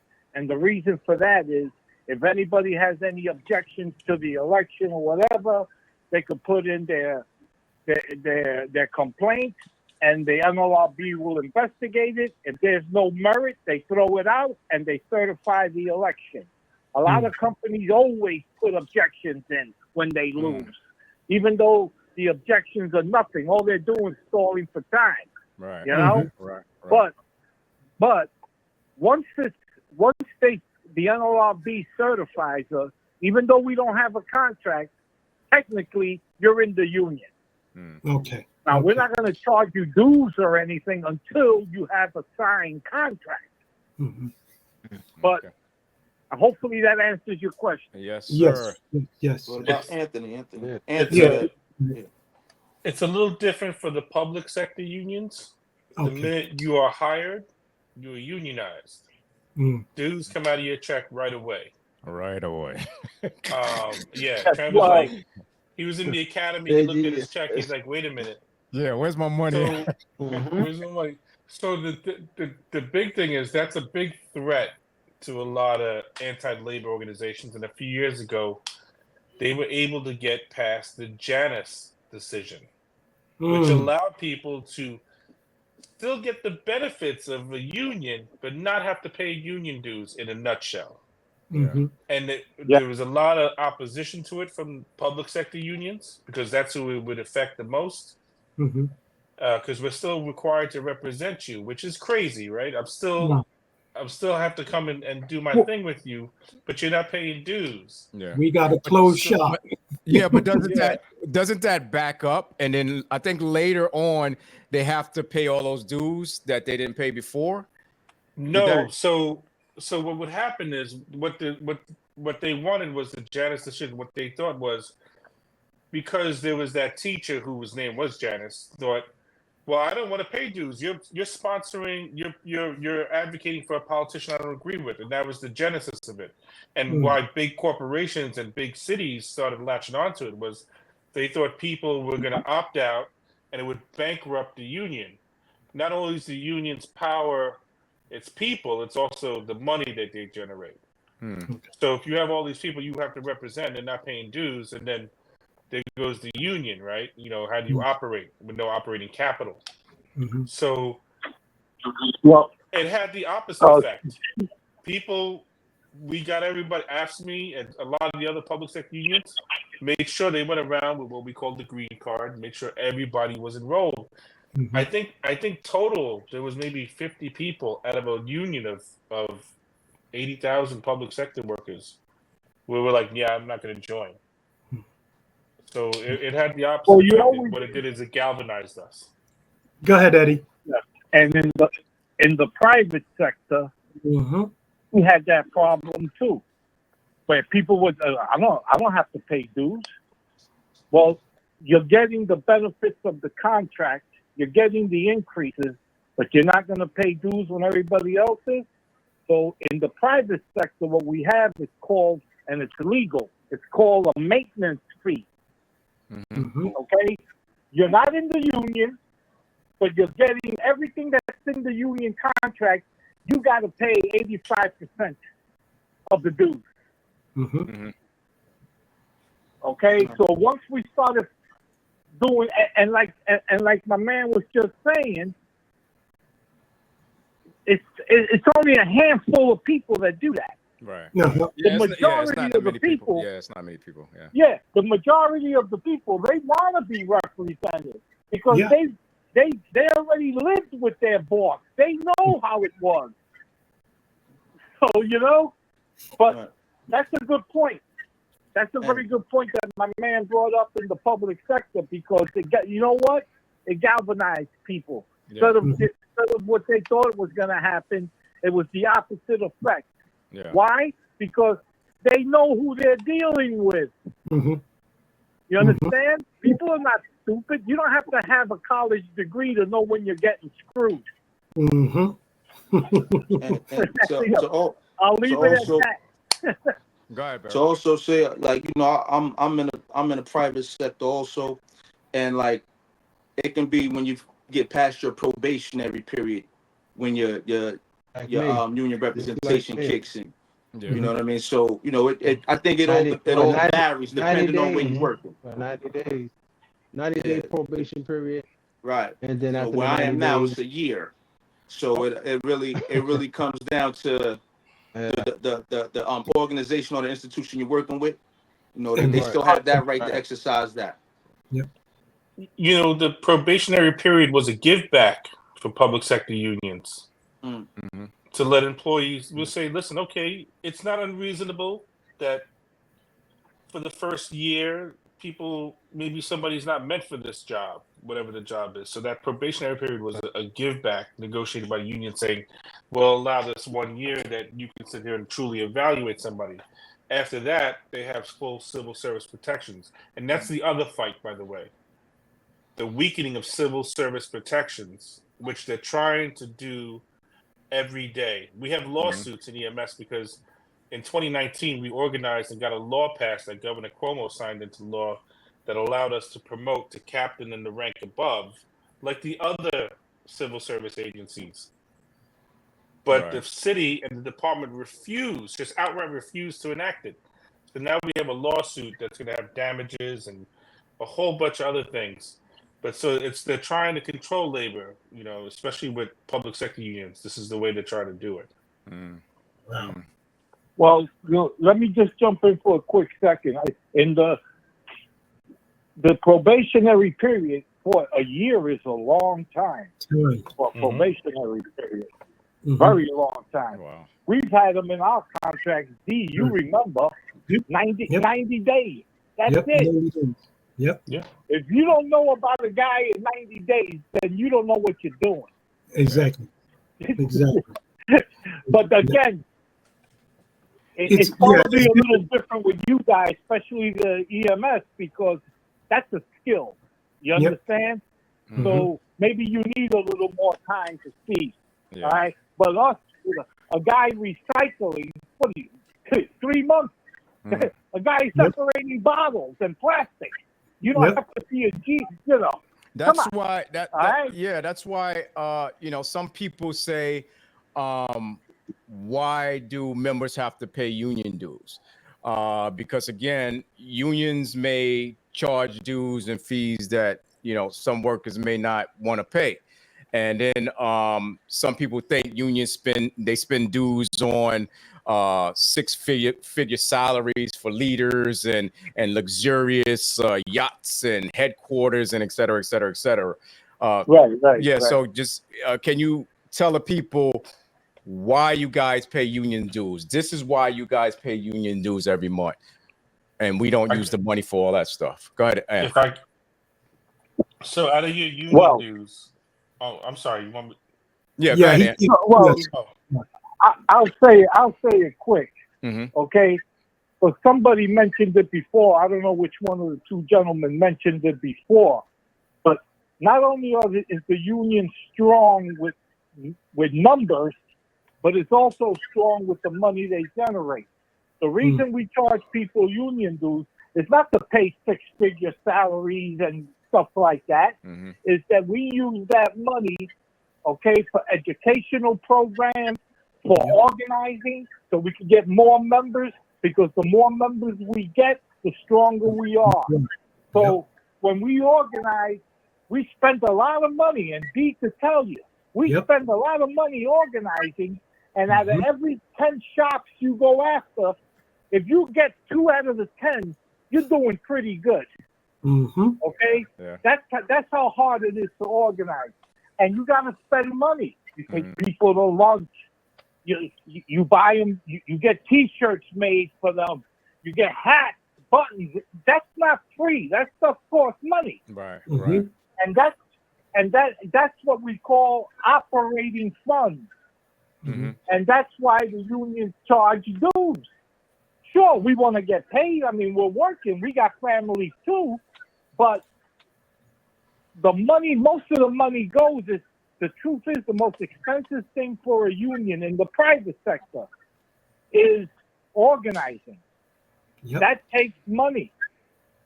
And you know that well. Definitely. You could run through something, you get a big shop, 150 guys, 75 guys, you're trying to organize them. You could run through a lot. Barry could attest, how many times we sat down, with Local One, lunches for the guys, and then you got 3 shifts, 3-4 shifts. And it's not up, baby. Man, it's not just it's don't get it twisted, people. It's not just lunches and stuff like that. When you got a union and you want to fight some of these things and you got to go to arbitration, you need lawyers. You got to pay for lawyers. Some of these they're not cheap, and they not cheap. And then some of these union places, they don't just operate in thin air. They need to have a headquarters, so you got to pay rent sometimes. You know what I mean? These money is always allocated to something. So union dues are necessary if you're gonna have a union. It's just that's just how it is. Go ahead, Ant. As I'm talking to you guys from my yacht, and you can see the view of the city from my penthouse here.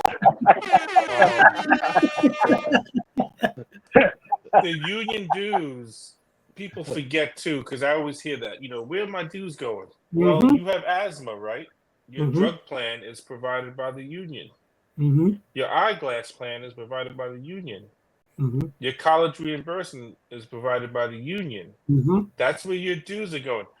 The portion that is allocated for political action, the organizing, that out of the money that we're collecting, it's such a small amount we can actually allocate towards that because it's necessary that we provide these other benefits. Your dental is provided by the union.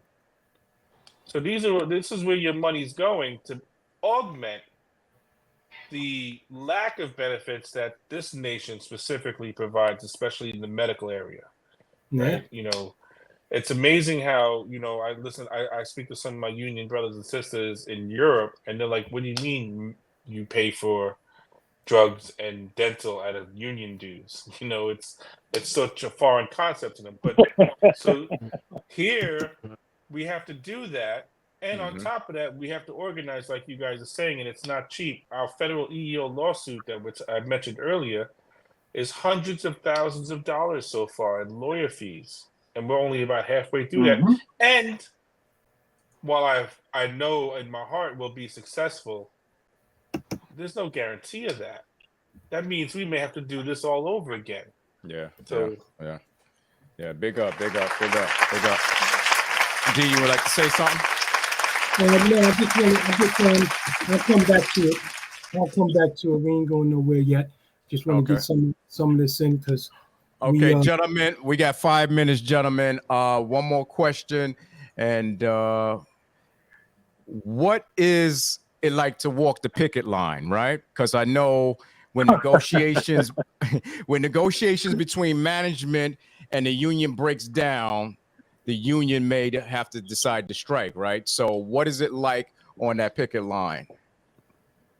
I mean, in the private sector, I must have handled 1,000 strikes in my career. Right. Okay.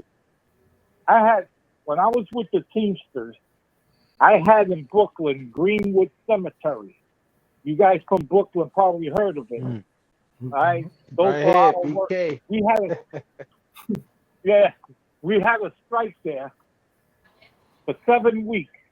They had 91 bodies they couldn't bury. And it was this time of year where it was hot.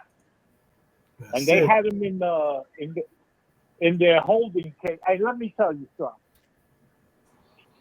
We have people coming from Connecticut with cadavers because Greenwood Cemetery has a crematory. And not many cemeteries have crematories, okay?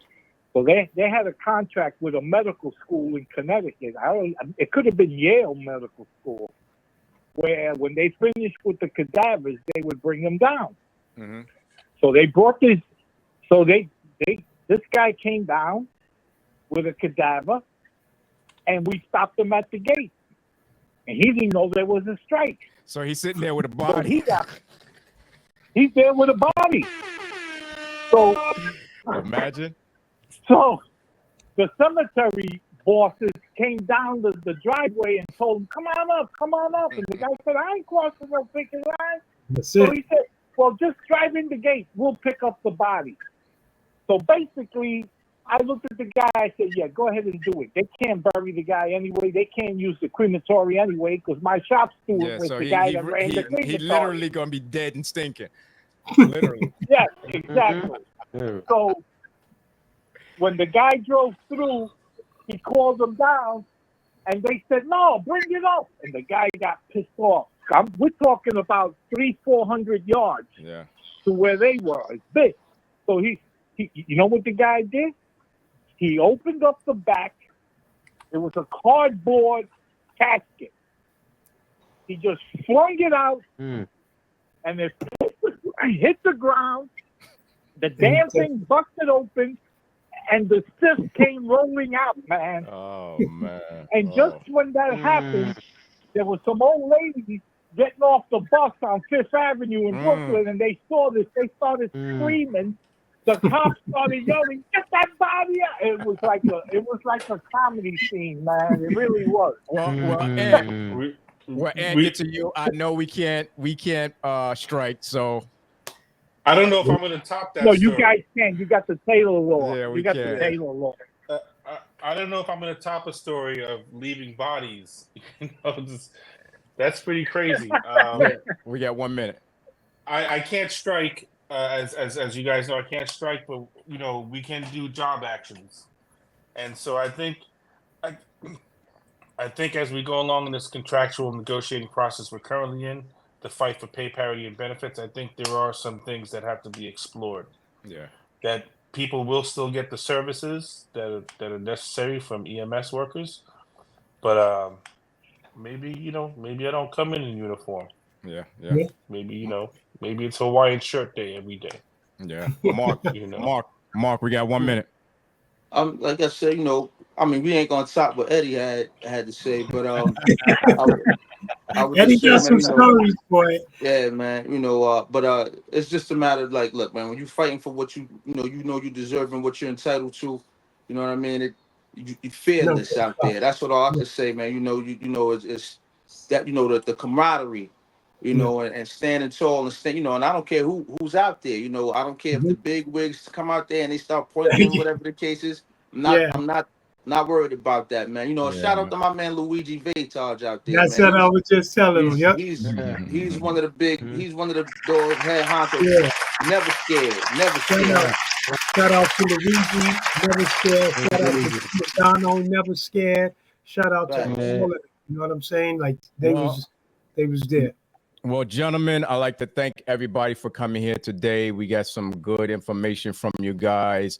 And I'm pretty sure the viewers and the listeners got something out of this, man. And I appreciate you guys coming in.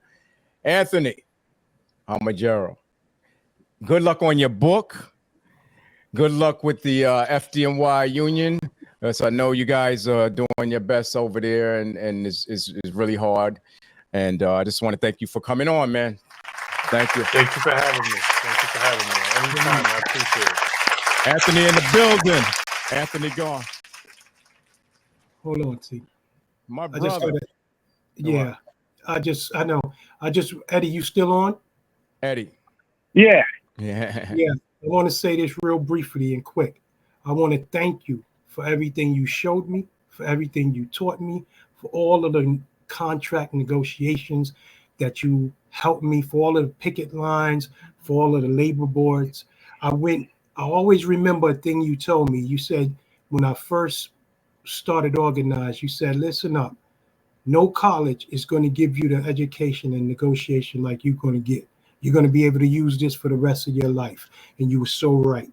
Thank you so much. Thank you for everything. Blessings. Blessing, man. Thank you for coming on today, man. Appreciate it, man. All the love, guys. All the love.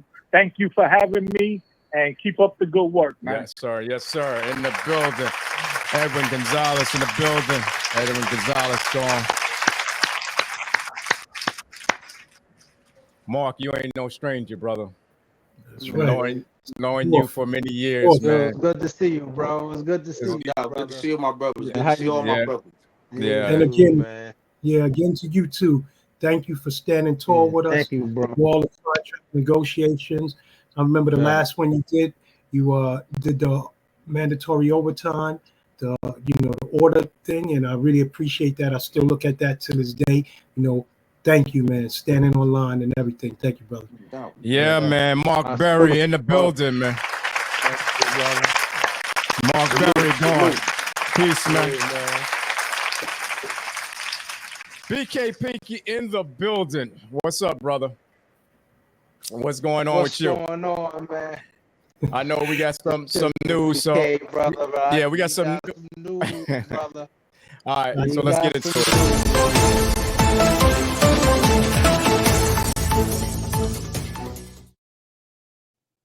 Let's go. Well, good evening. This is B building, here to fill up your thoughts. Well, yesterday, President Biden dropped out. He dropped out of the presidential race of 2024 against Donald Trump, and is now passed the torch. President Kamala Harris. Kamala Harris already raised $100 million within 24 hours, more than what Donald Trump raised and what he did ever. So she raised more money than him. more than he had over $100 million in less than 24 hours. Kamala has to pick a running mate as soon as possible. And also in the national polls, she's getting closer to Donald Trump since she got endorsed. Also, Secret Service Kimberly Cheadle has resigned during the scrutiny. Thank God. During the scrutiny and attempt to Donald Trump. So what they say, if you can't stay in the heat, get the hell out the kitchen. Now, on a good note,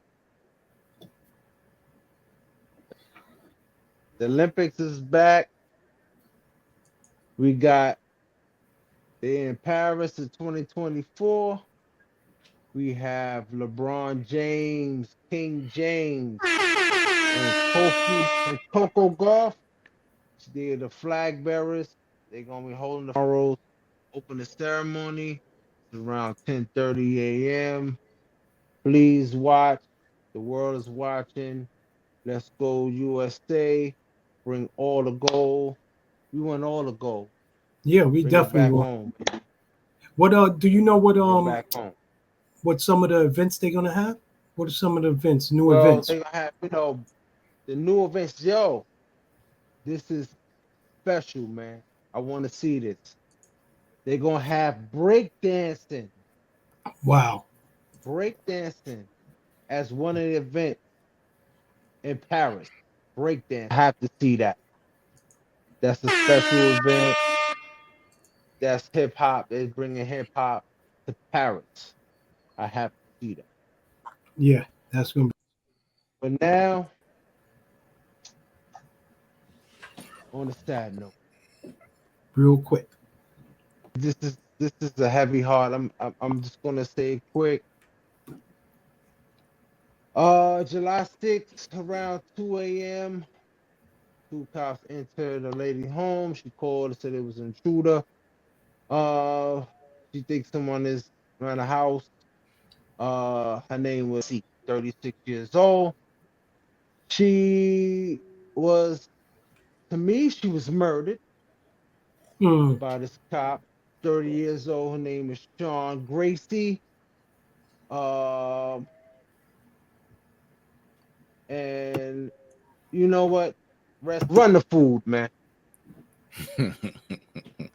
Oh, these are the two, all right? Yeah. All right. Let's we're gonna check out this video. Okay, we're gonna check out this video. Yeah, we've been glitching. Yeah, it's coming out. Some viewers may find the following video disturbing. Viewer discretion is advised.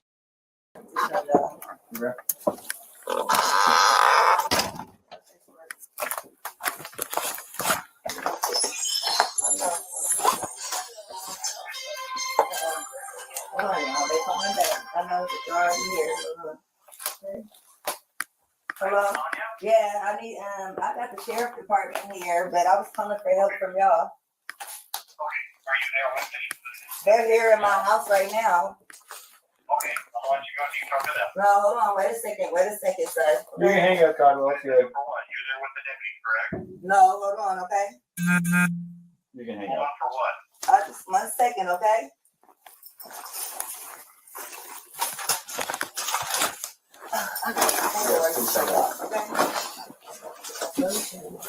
Okay. What's up? I got some paperwork. Can you grab that Bible, please? Yeah. Hey, I just need your name so we can get out of here. Was there any damage previous to your car?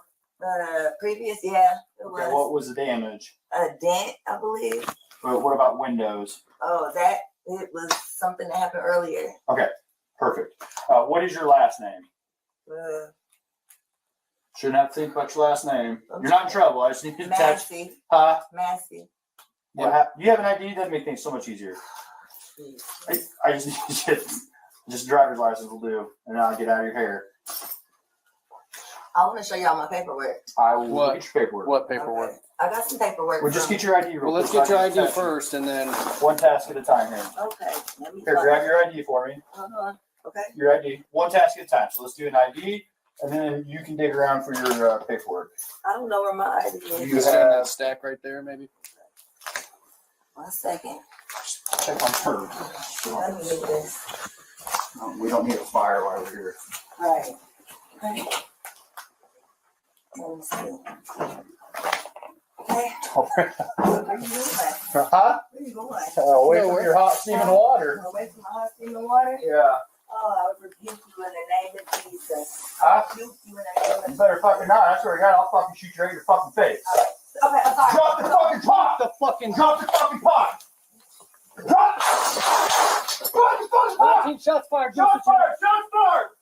Drop the fucking pot!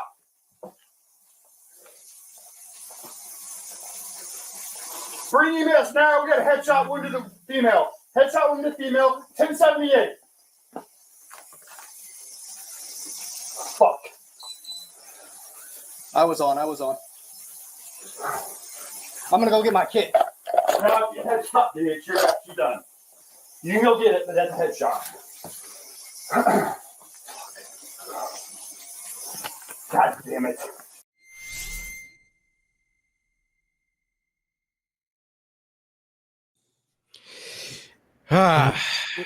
Listen, brother. Listen. Who man's is this? Okay, I gotta really something about this. Who man's is this? Right? She said, I rebuke you in the name of Jesus. Like Talk to us. The great Fred G. Sanford said, you big dummy. Rebuke means you criticize someone, right? And behavior. That's all it means. Rebuke of Jesus. He didn't say, oh, I rebuke you, and you're gonna shoot the lady? You're gonna shoot the lady because she said, I rebuke you? Oh no, you don't. I'll shoot you in the face. What are you talking about? I didn't even see. Yeah, I didn't even see any lifting of the arms where she was going to throw the water or anything. Nothing. Throw the water. Nothing. Nothing. Even if she did have water, just say she did have water. How much damage is water going to do to you? Even if it's, I don't care how boiling hot it is. How much damage is going to do to kill you? Nothing. And you sit here I've and been through 6 different agencies in 4 years since 2020. What is he? A rent-a-cop? Yeah. What is he? It's a lack of training. You tell So, me. yeah, lack of training. He's of a gun because this is crazy. not even a lack of training. It also, I guess, where he was at. Okay. He don't live in that area. That's not, it could be black and brown area. Correct. You know what I'm saying? So he don't really care what goes on there. You know what I'm saying? And black and brown in that type of areas. Yeah. And that's what I was saying about you could have shot the lady in the foot, Harlem Night style, in the toe, anything. What happened to the taser? What happened to you? Supposed to have a taser. There you go. What happened to the tasers? What happened to the taser? Yeah. That was unprofessional. He wasn't trained. He's not trained. Now he's going to be trained in jail because he's a murderer. It's a shame. It's a shame. They're going and I hope like we said, racing, I hope they train you real well in jail. I hope. Condolences to the family, man. This is something that should never have happened. Never have happened. This is terrible. Yeah. This is terrible. So, and it's bad because it's not the only person that this happened to. Yeah. It's a and shame. the good cops out there, the good cops out there. I'm sorry for this. Yeah, this is we got some good cops out there. Our condolences to the family. You know what I'm saying? Prayers and thoughts are with you. Hope you get the justice that you and your family deserve and need. I want to drop off these words of wisdom before we get out of here. Go ahead, These words are words I got from a person that I love and respect. And I'm going to tell y'all who this person was. But I wrote it down. This is what the person said. The proper function of a man is to live, not to exist. I shall not waste my days in trying to prolong them. I shall use my time. I want to say big shout out to my son, Darrell Moon, No Wolf.